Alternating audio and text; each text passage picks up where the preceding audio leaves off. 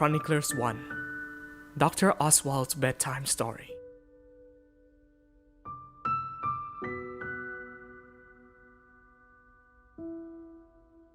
Come close, child. Let me tell you a tale of an age long past. A tale of stories far before our ancestors walked the earth, and before our kin built great cities and played their measly games of politics. Come with me, child, on this journey far beyond time itself, before disaster and restoration, to the very beginning.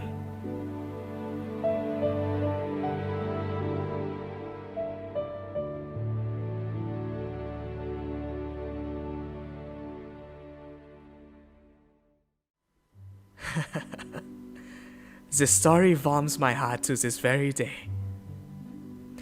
It was once said, child, that a great ancient being, still in its infancy, once dreamt up a sea of stars, where it could lie upon and sleep, and in doing so had wished in 4 clashing forces of the elements. Yes, our scholars called it the elemental chaos.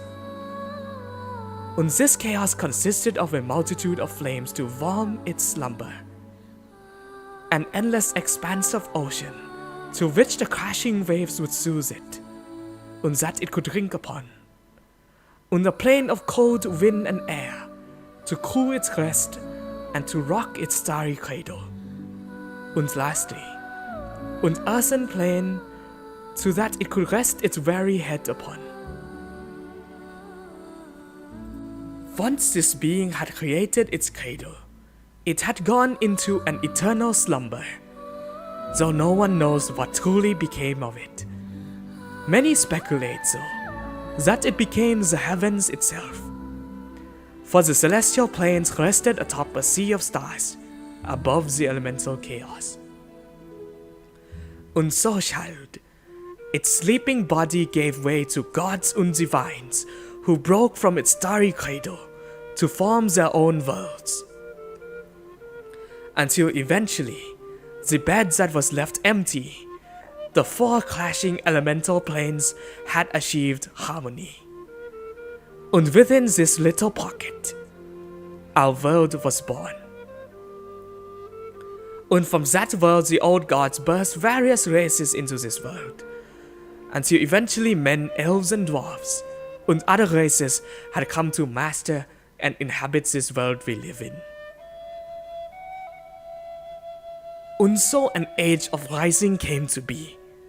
It was once said, little one, that our realm had used to be one grand continent of incomprehensible size, for the entire continent had covered, well, the entire world. Imagine a massive landmass, rich in culture and magic and creations made by our ancestors. I believe it was called Laodicea. It was here that 4 elven kings had risen up from their runestone caves in the underground, and took the fates of the continent into their own hands.